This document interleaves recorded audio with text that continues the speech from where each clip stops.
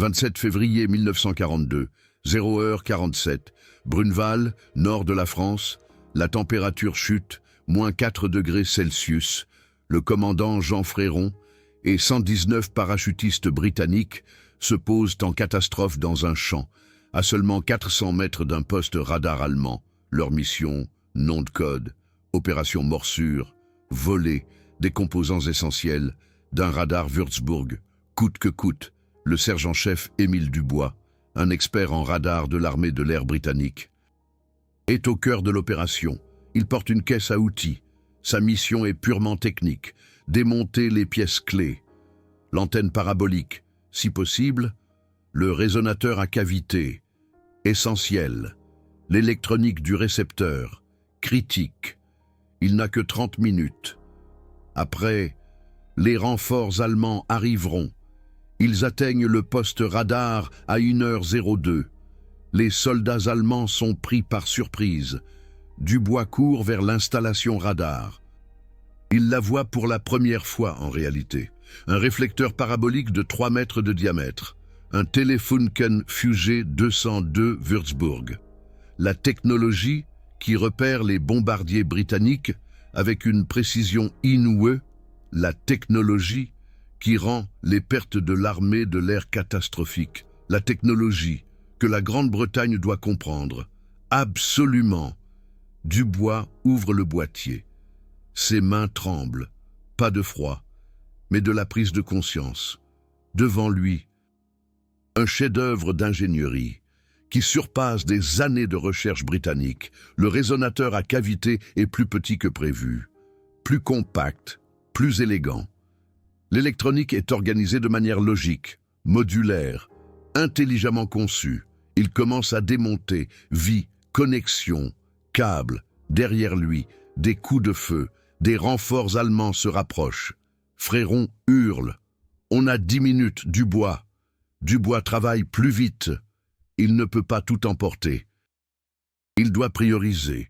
Il choisit le résonateur à cavité, un module de réception, un morceau de l'antenne parabolique et des schémas qu'il trouve dans un tiroir.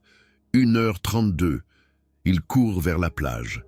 Les mitrailleuses allemandes crépitent. 3 Britanniques tombent. Mais Dubois continue de courir, sa caisse à outils serrée contre lui. À l'intérieur, une technologie qui changera le cours de la guerre. Les péniches de débarquement les atteignent. Il s'échappe. Dubois est assis dans le bateau, sa trempée, épuisé. Il ouvre prudemment la caisse à outils. Tout est là, intact. Il ignore que ses composants, dans les 3 prochaines années, transformeront complètement la technologie radar britannique. Il ignore que les principes du Würzburg allemand deviendront la base de tous les systèmes modernes de défense aérienne. Il sait juste que c'est la technologie la plus importante. Il est jamais tenu entre ses mains. La révolution Würzburg, une précision jusqu'alors impossible. Avant l'existence du Würzburg, la technologie radar était primitive, selon les normes actuelles. Le réseau radar Chain Home britannique, qui a défendu la Grande-Bretagne pendant la bataille d'Angleterre, fonctionnait, mais il était grossier, imprécis et immense. Chain Home opérait sur de longues longueurs d'onde, jusqu'à 13,5 mètres. Les avantages: longue portée, jusqu'à 200 km. Les inconvénients: une précision catastrophique. Un radar Chain Home pouvait localiser un avion avec une précision de 5 km. 5 km, c'est inutile pour le tir anti-aérien. C'est à peine utile pour les avions de chasse. Les ingénieurs britanniques comprenaient le problème. Des longueurs d'onde plus courtes signifient une meilleure précision, mais des longueurs d'onde plus courtes nécessitaient des technologies qui n'existaient pas en 1939, des tubes à vide spéciaux, des résonateurs à cavité, une fabrication de précision, au niveau du millimètre. Les Allemands ont résolu le problème les premiers.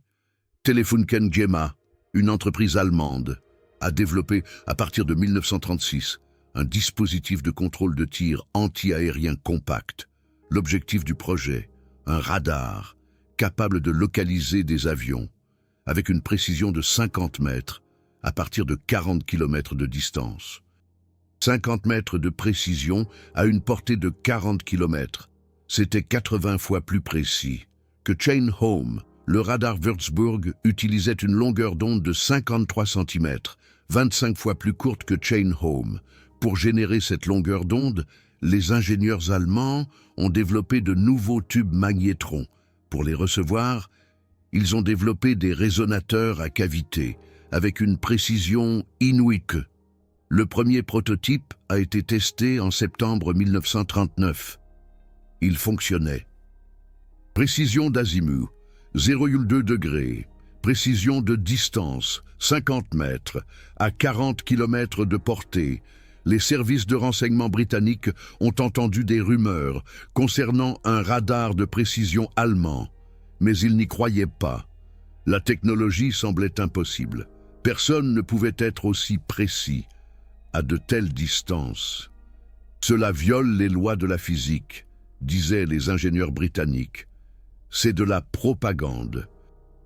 Jusqu'à ce que les bombardiers britanniques commencent à être abattus avec une fréquence inexplicable, jusqu'à ce que la flak allemande commence à toucher des cibles la nuit qu'elle ne pouvait pas voir, jusqu'à ce que les pilotes de l'armée de l'air rapportent « La flak allemande est d'une précision surnaturelle.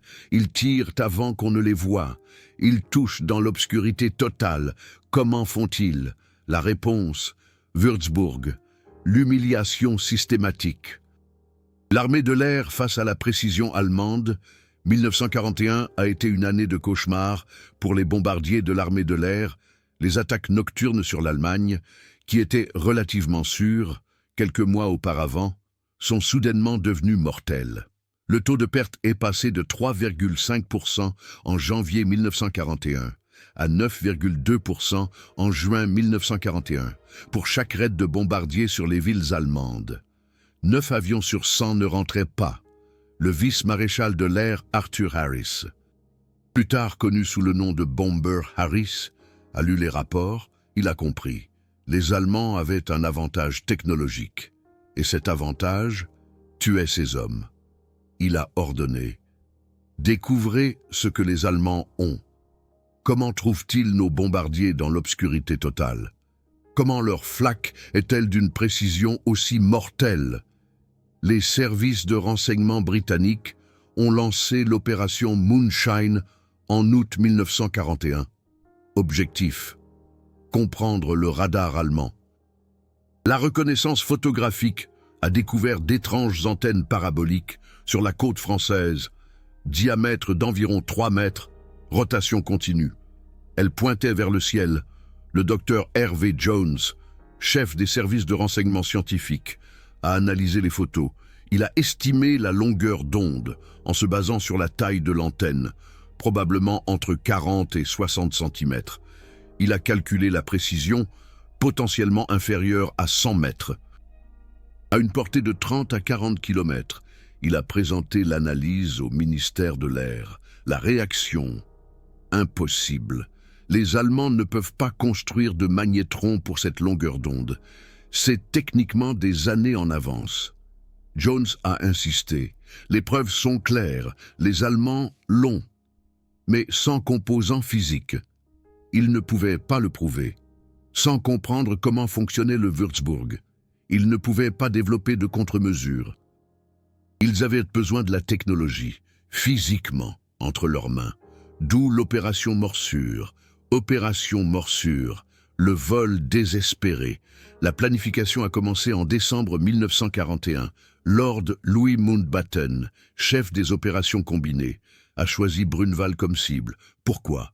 Parce qu'un radar Würzburg s'y trouvait, isolé, près de la côte, défendu seulement par une petite garnison allemande. C'était risqué, mais faisable. Le commandant Jean Fréron a reçu le commandement. Le sergent-chef Émile Dubois, l'expert en radar, effectuerait le démontage technique. Dubois a étudié des photos pendant des semaines. Il a identifié les composants critiques. Il a planifié ce qu'il fallait prendre, ce qu'il fallait prioriser. Il savait qu'il n'avait peut-être que quelques minutes. 27 février 1942. L'opération débuta exactement à 00h15 avec le saut en parachute. La compagnie C atterrit à 400 mètres du poste radar. Le sergent-chef Émile Dubois était avec eux. Ils se déplacèrent silencieusement. À 01h02, ils attaquèrent. Le poste radar allemand comptait 12 hommes. Ils furent pris par surprise. En moins de 4 minutes, le poste était sécurisé. Dubois se précipita vers le radar. Il avait maintenant maximum 30 minutes, avant l'arrivée des renforts allemands. Dubois ouvrit le boîtier du radar. Ce qu'il vit le choqua. Les composants étaient plus petits que prévu, plus compacts, plus efficaces. Le câblage était logique, l'assemblage était modulaire. Les Allemands n'avaient pas seulement résolu le problème technique, ils l'avaient résolu avec élégance. Il commença à démonter systématiquement.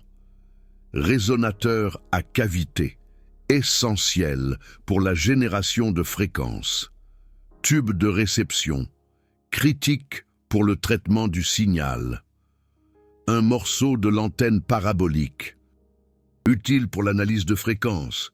Et puis, dans un tiroir, il trouva les schémas des plans Telefunken allemands originaux.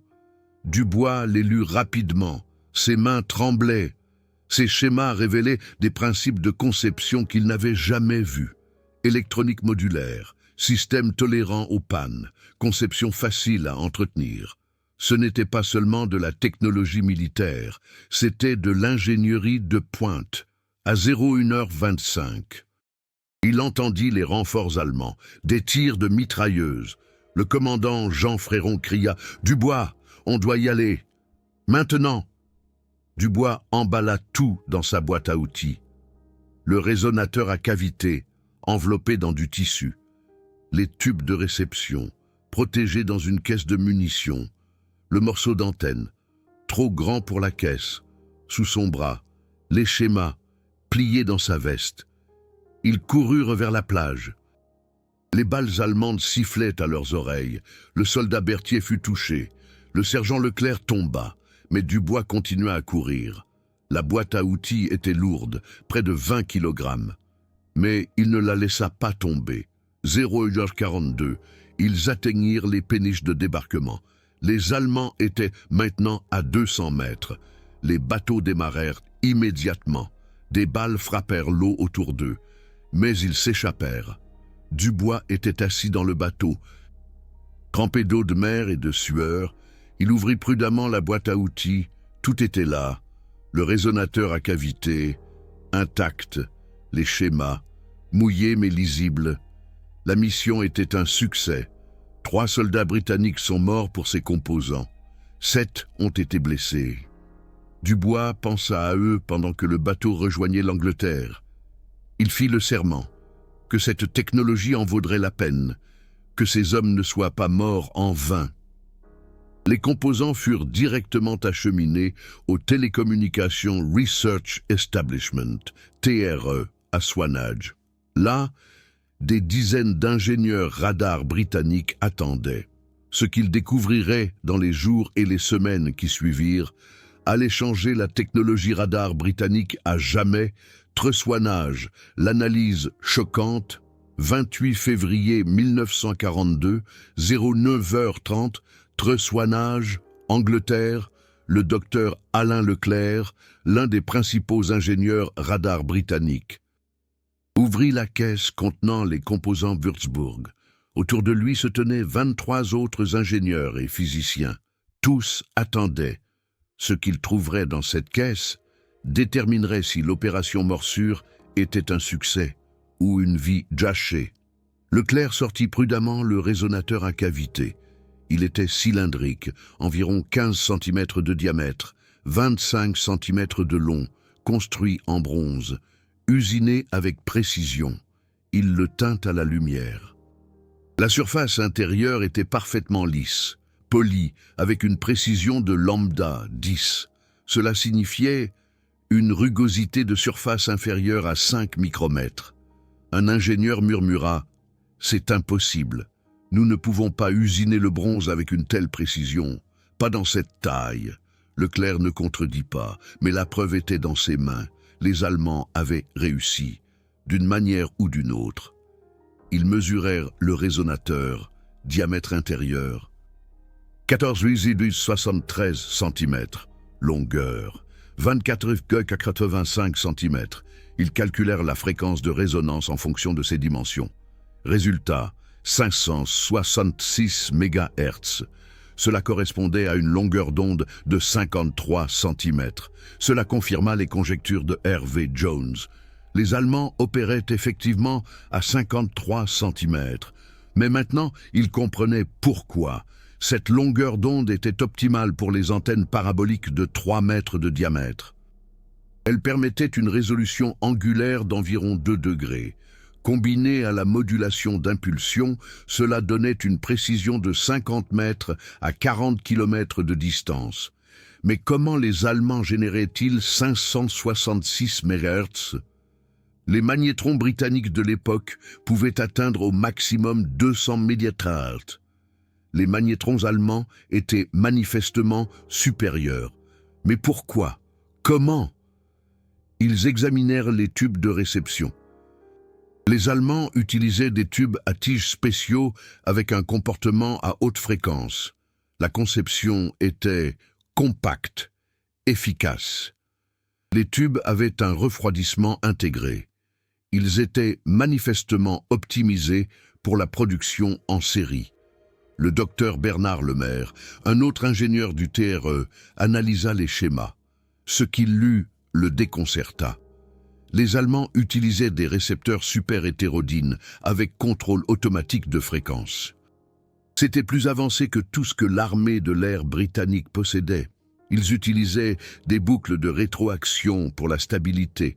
Ils utilisaient une construction modulaire pour une maintenance facile. Lemaire écrivit dans ses notes: ce système démontre une supériorité conceptuelle.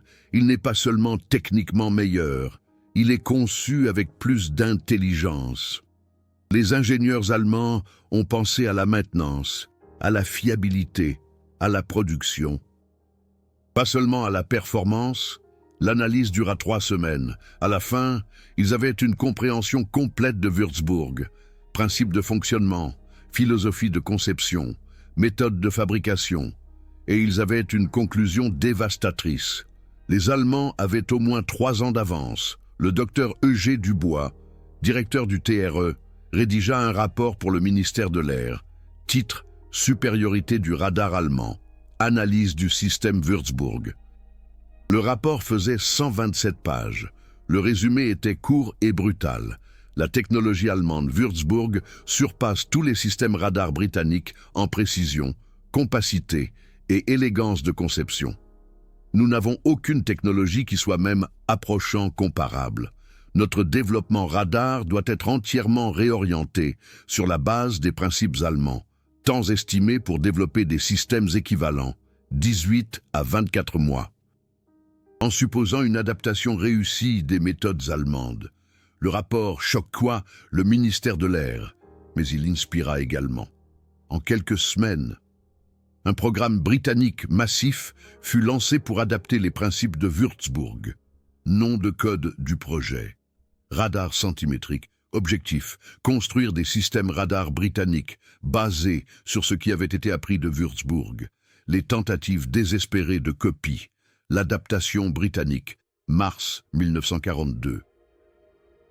Swanage commença immédiatement à répliquer la technologie Würzburg, mais répliquer était plus difficile que prévu. Würzburg n'était pas seulement un appareil, c'était un système. Chaque composant était optimisé, chaque connexion était bien pensée. Tout fonctionnait ensemble avec la précision allemande. Le premier problème, les résonateurs à cavité. Les outils britanniques, voyez-vous, n'atteignaient pas la même précision que les outils allemands pour travailler le bronze.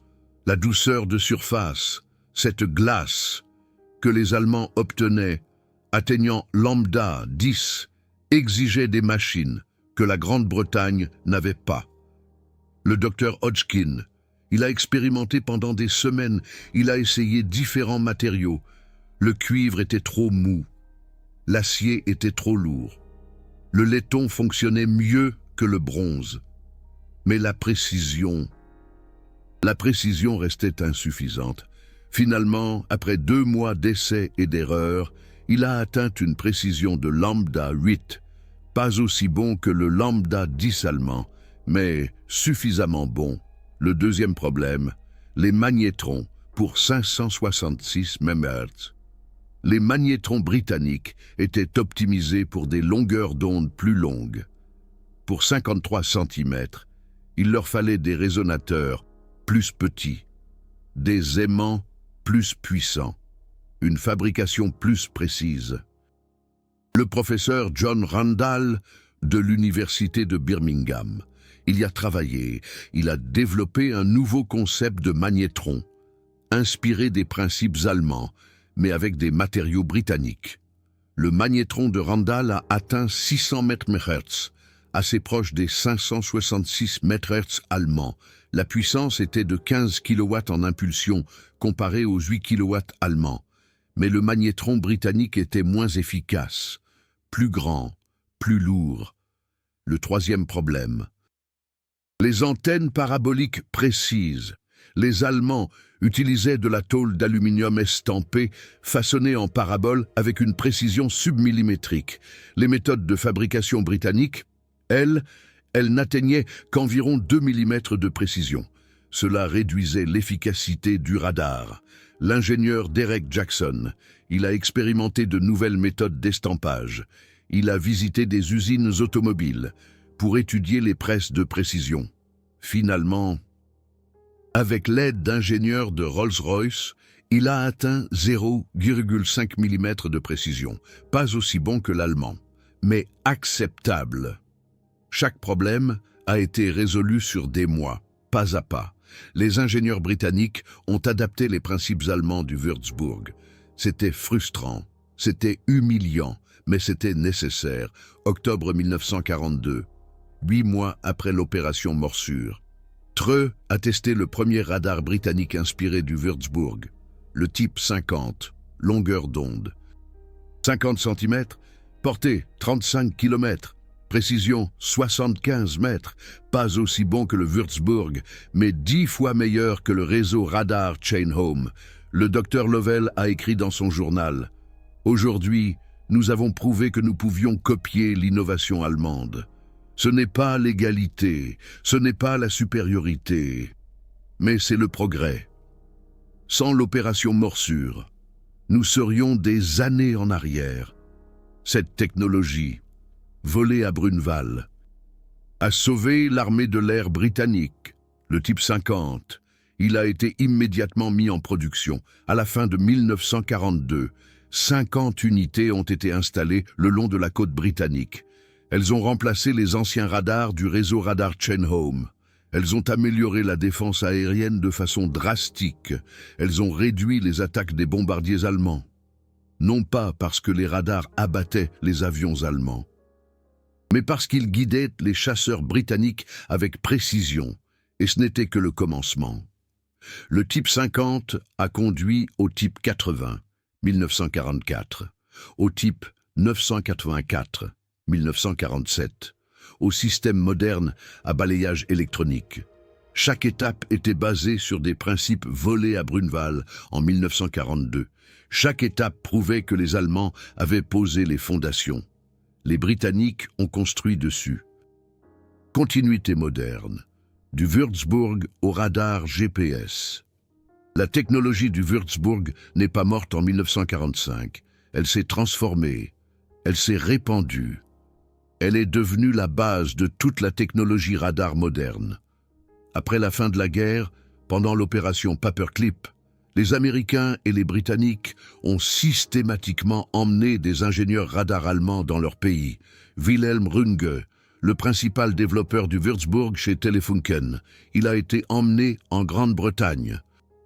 Il a travaillé pour la Marconi Company jusqu'en 1952, développant des systèmes radars militaires basés sur ses recherches allemandes. En Amérique, Hans Hollmann, un autre expert allemand en radar, a développé un radar météorologique pour le US Weather Bureau. Ces systèmes utilisaient directement les gammes de fréquences et les résonateurs à cavité du Würzburg. Le premier radar météorologique américain, le WSR-1, 1957, était conceptuellement un descendant du Würzburg. Les Soviétiques, arrivés à Berlin, ont trouvé des installations de production complètes de Würzburg. Ils ont tout démonté et transporté à Moscou. Là, à l'Institut d'électrotechnique, les ingénieurs soviétiques ont étudié les conceptions allemandes. Le radar soviétique de la série P12 1956 utilisait de nombreux principes du Würzburg. Même fréquence, antennes paraboliques similaires, résonateurs à cavité comparable. Aujourd'hui encore, les radars militaires de défense aérienne sont basés sur des principes qui ont été mis en œuvre pour la première fois dans le Würzburg. Les gammes de fréquences autour de 500-600 MHz sont standards. Les résonateurs à cavité sont essentiels. Les antennes paraboliques de 3-4 mètres de diamètre dominent. Ce ne sont pas des coïncidences. C'est un héritage technique. Le contrôle aérien civil dans le monde entier utilise des radars secondaires à des fréquences similaires. Les radars météorologiques fonctionnent dans les mêmes gammes. Tous sont basés sur les innovations de Telefunken de 1940. En 2019, le Deutsches Museum a publié une étude, The Legacy of German Radar Technology. L'étude a analysé 127 systèmes radars modernes dans le monde entier. Résultat, 89% utilisaient des technologies ou des concepts qui peuvent être directement retracés jusqu'au développement allemand du Würzburg. C'est ça, le VRAE héritage. Pas la supériorité militaire, mais l'innovation technique qui a changé le monde. Épilogue, le prix de l'innovation. Le sergent-chef Émile Dubois a survécu à la guerre. Après 1945, il a travaillé comme ingénieur radar pour la société Plessey. Il a développé des systèmes radars civils pour la navigation maritime. Dans une interview en 1987, 2 ans avant sa mort, on lui a demandé « L'opération Morsure, valait-elle le coup ?» 3 hommes sont morts. 7 ont été blessés, pour des composants qui sont devenus obsolètes en quelques années. Dubois a répondu « Les composants, ce n'était pas le plus important. La compréhension, c'était le plus important. Le Würzburg, il nous a montré ce qui était possible. Il nous a montré comment l'ingénierie devait vraiment être précise, élégante, réfléchie. Sans le Würzburg, nous aurions mis des années de plus à développer la même technologie. Pendant ces années, des milliers de personnes de plus auraient pu mourir. Alors, oui, ça valait le coup. Le docteur Alan Hodgkin, l'ingénieur de TRE, a ensuite reçu le prix Nobel de physiologie, 1963. Pas pour la technologie radar, mais pour la recherche sur l'influx nerveux. Dans son discours de réception du prix Nobel, il a brièvement mentionné son passage chez TRE. Il a dit « L'analyse de la technologie allemande m'a appris la pensée systématique. Elle m'a appris à comprendre les problèmes techniques de A à Z. Ces compétences m'ont servi pour le reste de ma vie. » Le commandant Jean Fréron est devenu plus tard général de division. Il a mené des troupes lors de l'opération Market Garden, Arnhem, 1944. Dans ses mémoires, il a écrit à propos de Brunval « De toutes les opérations que j'ai menées, Brunval était la plus importante techniquement. Nous ne nous sommes pas battus pour un territoire. Nous nous sommes battus pour le savoir, et le savoir a gagné la guerre. La technologie du Würzburg elle-même a été continuellement améliorée jusqu'en 1945. Würzburg Grise, une version agrandie avec une antenne de 7,5 mètres, atteignait une portée de 80 km avec une précision de 25 mètres. Mais c'est arrivé trop tard pour changer le cours de la guerre. Jusqu'en 1944, les Alliés avaient développé leur propre radar avancé. S'inspirant des principes allemands, aujourd'hui, Un radar Würzburg original est exposé au Science Museum de Londres. Des millions de visiteurs le contemplent chaque année. Pourtant, rares sont ceux qui comprennent vraiment ce qu'ils voient. Une technologie dont le vol a coûté la vie à 3 hommes, mais qui a sauvé des milliers de vies, grâce à une défense aérienne améliorée, une technologie qui illustrait la précision allemande, mais dont l'adaptation par les Alliés a accéléré la fin de la guerre. C'est le paradoxe de toute technologie. Elle ne connaît pas de camp. Elle sert celui qui la comprend. Les Allemands ont développé le Würzburg. Les Britanniques l'ont dérobé. Les deux en ont profité. Le monde entier en profite encore aujourd'hui. Wilhelm Runge, l'ingénieur en chef allemand du Würzburg, a travaillé en Grande-Bretagne après la guerre, jusqu'en 1955. Puis, il est retourné en Allemagne. Il a travaillé pour Telefunken jusqu'en 1970. Lors d'une interview en 1975, on lui a demandé « Regrettez-vous que votre technologie ait été utilisée contre l'Allemagne ?» Il répondit lentement, pensivement. « La technologie n'a pas de patrie. La physique fonctionne de la même manière à Londres qu'à Berlin. Ce que je regrette, c'est la guerre. Ce que je ne regrette pas, c'est l'ingénierie.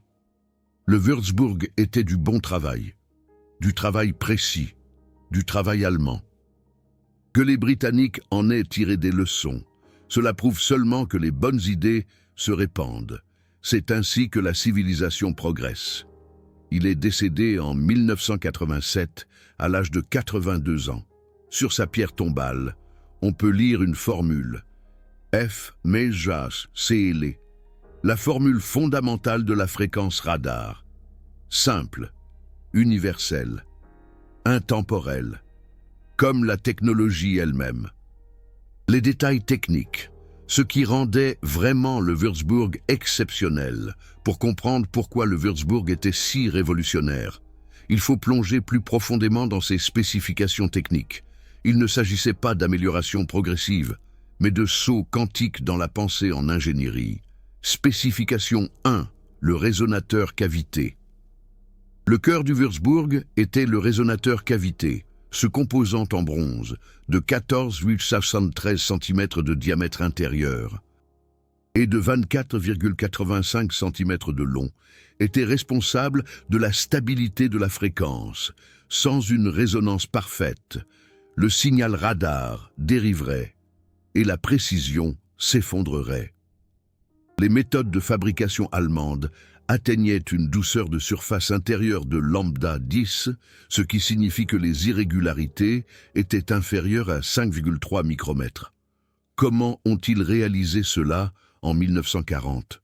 La réponse réside dans les machines de précision allemandes. Telefunken utilisait des tours spécialement conçues par Traub Maschinenfabrik. Ces machines, initialement développées pour la fabrication de montres, pouvaient usiner le métal avec une précision de 2 micromètres. Mais 2 micromètres n'étaient pas suffisants pour lambda 10. Les ingénieurs allemands ont développé un processus en 2 étapes. Première étape, usinage mécanique à 5 micromètres. Deuxième étape, polissage chimique dans un bain d'acide phosphorique pendant 12 heures, à une température contrôlée de 45 degrés Celsius.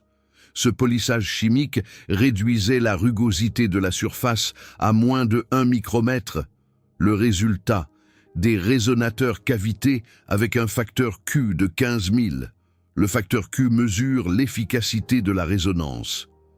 À titre de comparaison, les résonateurs britanniques, en 1942, atteignaient un facteur Q de 8000. L'efficacité allemande était presque 2 fois supérieure. Ce facteur Q signifiait que les signaux du Würzburg étaient plus stables, la portée était plus grande, la précision était plus élevée. Tout cela grâce à un composant en bronze parfaitement poli. Spécification 2, l'antenne parabolique.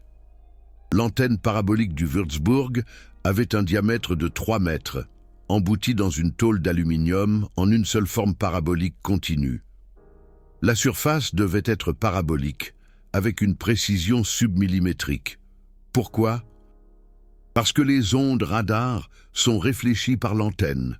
Si la surface n'est pas parfaitement parabolique, les ondes seront réfléchies dans de mauvaises directions, le signal s'affaiblira et la précision en souffrira. Les Allemands utilisaient des presses hydrauliques avec une pression de 200 tonnes. La presse avait une matrice en forme de parabole, usinée avec une précision de 0,1 mm. Une tôle d'aluminium de 2 mm d'épaisseur était placée dans la matrice. La presse la transformait en une parabole parfaite en 4 secondes. Après le pressage, l'antenne était recouverte de phosphate de zinc pour la protection contre la corrosion, puis peinte avec une peinture en aluminium pour la réflexion. La précision de la surface finale, 0,3 mm d'écart par rapport au paraboloïde idéal. Cela peut sembler grossier, 0,3 mm, mais pour une longueur d'onde de 53 cm, c'est lambda G766. C'est une précision astronomique pour 1940. Les ingénieurs britanniques, en 1942, lorsqu'ils ont essayé de construire des antennes similaires, ont atteint au mieux un écart de 2 mm. C'était lambda 265, 6 fois moins bien que les Allemands. Cela expliquait pourquoi les signaux du Würzburg allemand étaient si nets, si précis. L'antenne ne gaspillait presque pas d'énergie. Presque tout était concentré dans un faisceau étroit. Spécification 3. Le magnétron. Le Würzburg utilisait un magnétron spécial à anode divisée, développé par le docteur Erich Hamann chez Telefunken. Ce magnétron produisait des impulsions de 8 kW de puissance crête à 566 MHz. 8 kW. Cela peut sembler peu comparé aux radars modernes qui génèrent des mégawatts, mais en 1940, 8 kW à 566 MHz était incroyable. Les magnétrons britanniques en 1940 atteignaient 1 kW à 200 MHz. La puissance allemande était 8 fois supérieure à une fréquence presque 3 fois plus élevée. Le magnétron Hamann avait 8 cavités de résonance, disposées symétriquement autour de la cathode centrale. Chaque cavité avait un diamètre de 8 mm, usiné avec précision. L'aimant était un aimant permanent Alnico 5 avec une densité de flux de 0,18 Tesla. La cathode était revêtue de thorium pour une forte émission d'électrons. Le refroidissement était un flux d'air de 20 litres par seconde. L'efficacité était de 25%, ce qui signifie que sur 32 kW de puissance d'entrée, 8 kW étaient transformés en impulsion radar, le reste en chaleur. Le magnétron avait une durée de vie d'environ 200 heures de fonctionnement continu. Après 200 heures, la cathode se dégradait et la puissance diminuait. Mais 200 heures représentaient des mois d'utilisation opérationnelle. Car le Würzburg n'était activé que pendant les attaques aériennes. Les Allemands produisaient ces magnétrons dans les usines Telefunken à Berlin-Tempelhof. Le taux de production était d'environ 50 unités par semaine jusqu'en 1944. Coût par magnétron, 850 Reichsmarks, environ 3 400 $ américains en valeur actuelle. Spécification 4, le récepteur. Le récepteur du Würzburg était de conception super hétérodyne, avec 2 étages de mélange. Le premier étage de mélange convertissait le signal de 566 MHz en une fréquence intermédiaire de 30 MHz. Le deuxième étage de mélange convertissait 30 MHz en 450 kHz pour l'amplification et la détection. Ce processus en 2 étapes permettait une sélectivité extrême. Le Würzburg pouvait distinguer des signaux distants de seulement 100 kHz. Cela signifiait moins d'interférences. Des signaux plus clairs, une meilleure identification des cibles. Les tubes du récepteur étaient des pentodes EF14 pour l'amplification haute fréquence, des EF12 pour la fréquence intermédiaire et des EB4 pour la détection. Ces tubes étaient spécialement conçus pour un usage militaire, robustes, résistants au choc et stables en température de -20 à +50 degrés Celsius. La sensibilité du récepteur était de moins 95 dBm. C'est environ 3 picowatts. Incroyablement sensible pour la technologie des années 1940. À titre de comparaison, les récepteurs britanniques atteignaient moins 85 dBm, soit 10 fois moins sensibles. Cette haute sensibilité signifiait que le Würzburg pouvait détecter des échos plus faibles, repérer des cibles plus petites, atteindre des portées plus grandes. L'utilisation opérationnelle, le Würzburg au combat. Le Würzburg n'était pas seulement théoriquement supérieur, il était pratiquement dévastateur. Examinons des batailles spécifiques où le Würzburg a décimé les offensives de bombardiers alliés. Opération Millennium, Cologne, 30 mai 1942. L'armée de l'air britannique a lancé l'opération Millennium, la première attaque de 1000 bombardiers contre une ville allemande. Objectif, Cologne. 1047 bombardiers ont décollé des bases britanniques. Le but était de briser le moral allemand par une attaque massive. La défense aérienne allemande a utilisé 22 radars Würzburg autour de Cologne. Chaque radar guidait les chasseurs de nuit et les batteries de flak. Alors que les bombardiers britanniques approchaient, vers 00h47, les Würzburg les ont détectés à 65 km de distance. Les chasseurs de nuit ont été guidés avec précision. Les canons de la flak ont reçu des données exactes d'altitude et de distance. Le ciel au-dessus de Cologne est devenu mortel. Sur 1047 bombardiers, MBL-6 sont rentrés, 41 bombardiers ont été perdus, soit un taux de perte de 3,9%. Cela semble acceptable, mais l'armée de l'air britannique s'attendait à perdre au maximum 2%, sur la base d'attaque antérieure sans guidage Würzburg. Le taux de perte plus élevé était directement attribuable à la précision du Würzburg, mais plus important encore. 116 bombardiers ont été endommagés, dont 74 si gravement qu'ils n'ont plus jamais volé. Le taux de perte effectif était donc de 11% et non de 3,9%. Le Würzburg avait considérablement augmenté le coût des bombardements massifs. Opération Hydra, Peenemünde, 17 AORT 1943. L'armée de l'air britannique a attaqué Peenemünde, où des fusées V2 étaient développées. 596 bombardiers, principalement des bombardiers lourds, Lancaster et Halifax. Les Allemands savaient que l'attaque allait avoir lieu. Ils ont positionné 8 radars Würzburg-Riese, la version agrandie, autour de Peenemünde. Le Würzburg-Riese avait une antenne de 7,5 mètres, une portée de 80 km, une précision de 25 mètres. Lorsque les bombardiers britanniques sont arrivés vers 23h15, ils ont été immédiatement détectés. Des chasseurs de nuit ont décollé, guidés par le Würzburg, avec une précision incroyable. L'attaque a duré 45 minutes. L'armée de l'air britannique a perdu 40 bombardiers, soit un taux de perte de 6,7%. 32 autres ont été gravement endommagés.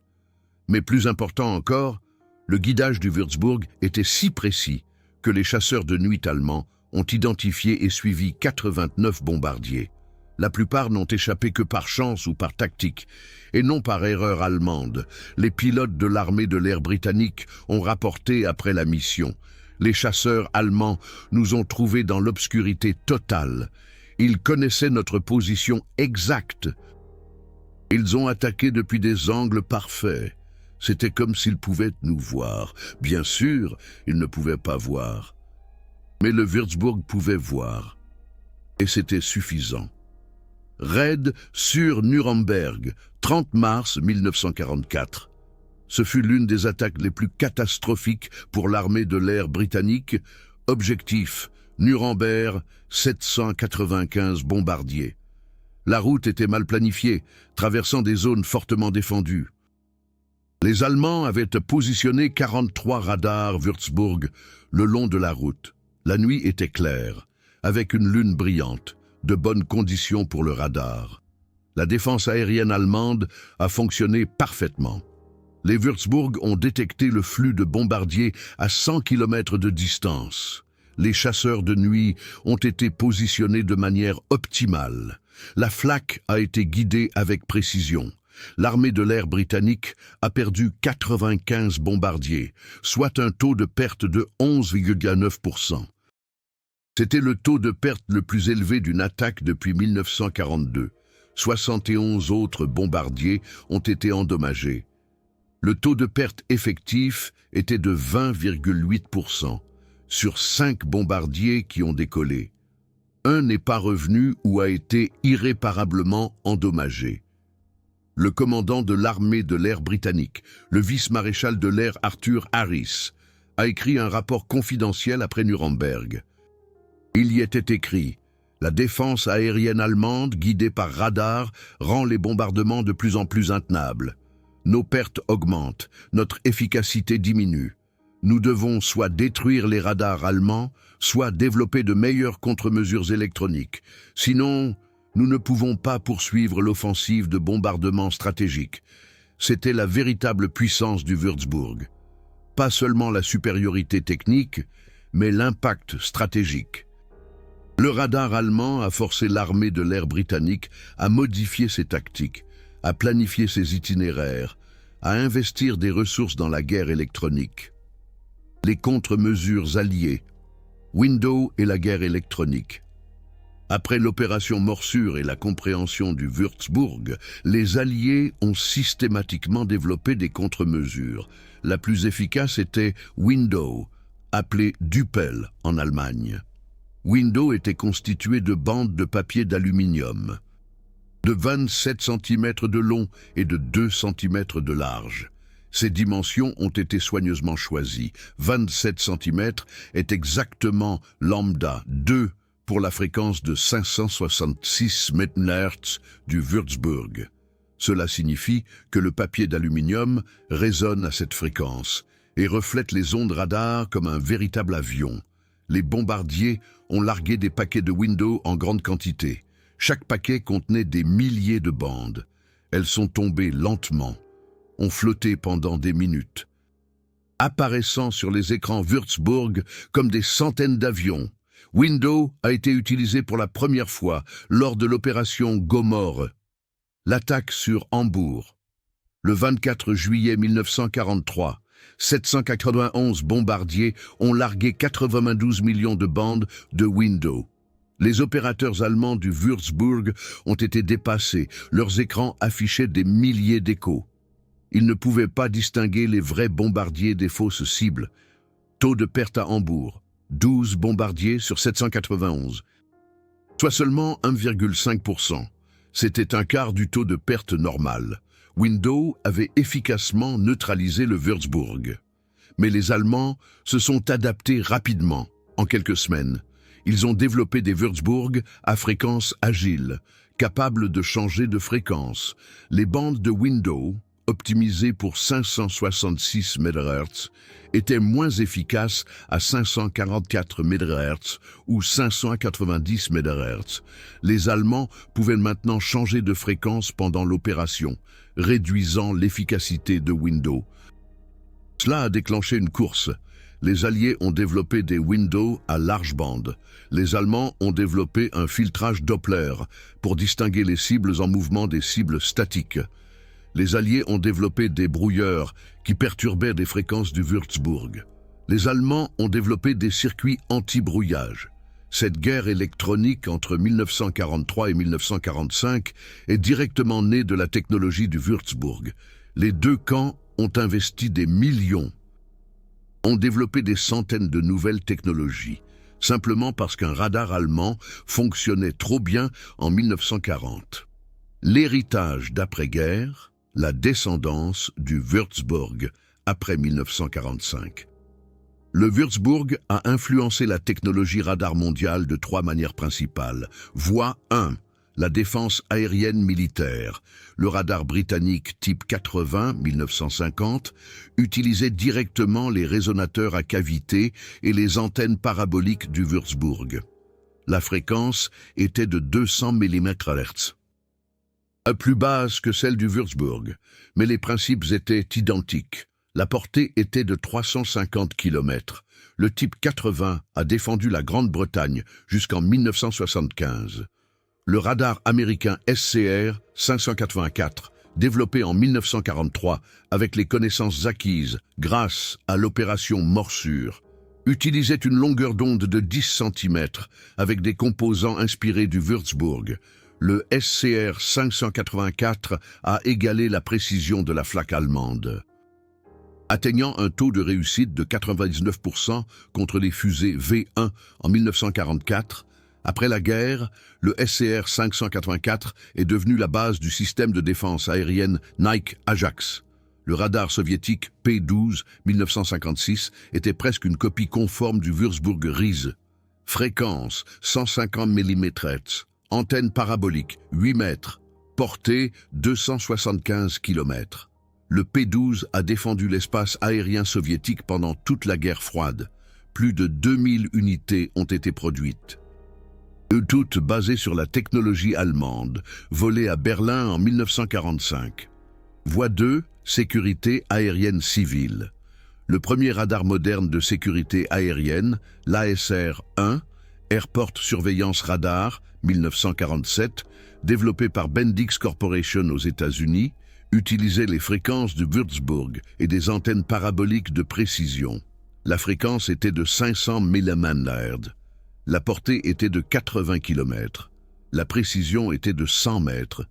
L'ASR-1 est devenue la norme pour les aéroports américains. En 1960, 127 aéroports étaient équipés de systèmes ASR, tous descendants techniques du Würzburg. Les radars de sécurité aérienne modernes, comme l'ASR-11 2011, fonctionnent à des fréquences similaires, utilisent des antennes similaires et sont basés sur des principes développés en Allemagne dans les années 1940. La précision est naturellement bien meilleure, 5 mètres au lieu de 50 mètres, mais les concepts de base sont les mêmes. Voie 3. Radar météorologique. Le premier radar météorologique dédié, le WSR-57, Weather Surveillance Radar 1957, développé par le US Weather Bureau, utilisait une longueur d'onde de 10 cm avec des résonateurs à cavité inspirés du Würzburg. Le système pouvait détecter la pluie, la neige et la grêle à une distance de 400 km. Les radars météorologiques modernes, comme le réseau NEXRAD aux États-Unis ou le réseau DWD en Allemagne, utilisent encore des fréquences et des techniques conceptuellement dérivées du Würzburg. Chaque fois que vous voyez une prévision météorologique avec une image radar, vous voyez une technologie née du radar allemand de 1940. Un détail intéressant, le DWD, Deutscher Wetterdienst, service météorologique allemand, possède 17 radars météorologiques. Chacun est appelé en interne un descendant du Würzburg dans les documents techniques en reconnaissance de l'héritage historique. Témoignage, le côté humain de la technologie. Revenons aux hommes. La technologie est fascinante, mais ce sont les hommes qui l'ont rendue réelle. Entretien avec Wilhelm Runge, 1975, extrait. Interviewé. Monsieur Runge, vous étiez ingénieur en chef lors du développement du Würzburg. Quelle était votre plus grande fierté?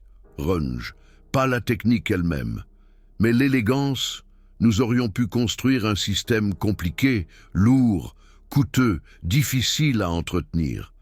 Au lieu de cela, nous avons construit quelque chose de compact, robuste, simple à utiliser. C'était l'approche de l'ingénierie allemande. Ne vous contentez pas de le rendre fonctionnel. Rendez-le beau.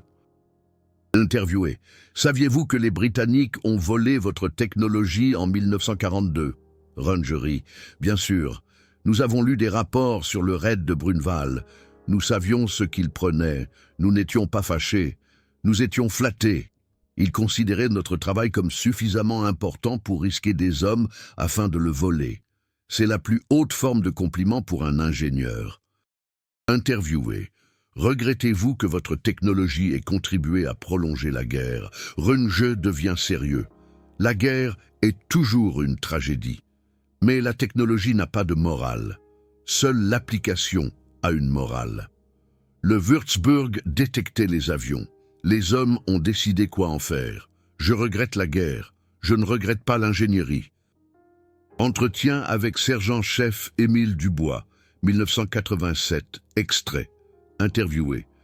Vous étiez l'homme qui a volé des composants du Würzburg lors de l'opération Morsure. Comment vous sentiez-vous? Dubois. Honnêtement, je me sentais comme un voleur. Nous sommes arrivés dans la nuit, avons maîtrisé des soldats allemands, avons pris leur équipement. C'est du vol. Mais c'était un vol nécessaire. La guerre est pleine de compromis moraux. Interviewé. Quelle a été votre première pensée lorsque vous avez vu le Würzburg? Dubois. Respect, pur respect technique.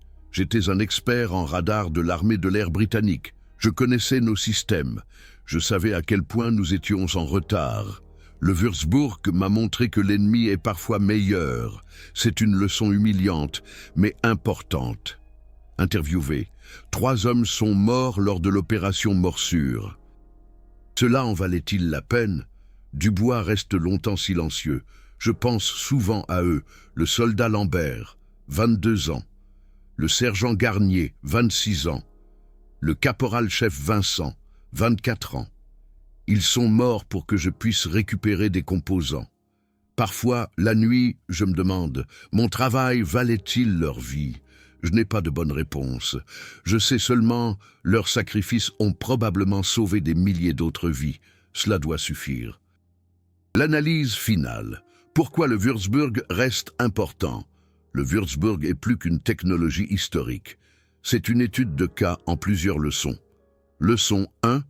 L'élégance batte la complexité.